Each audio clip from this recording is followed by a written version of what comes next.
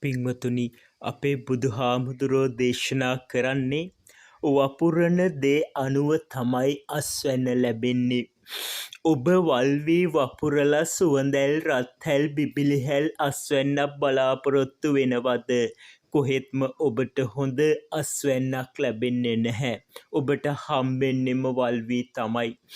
ඉතින් ඔබ හොඳ වැඩ කරනවා නම් ඔබට හොඳ දේවල්ම ලැබෙනවා. ඔබ නරක දේවල් කරනවා නම් ඔබට ලැබෙන ප්‍රතිඵලත් නරකයි පින්වතුනි.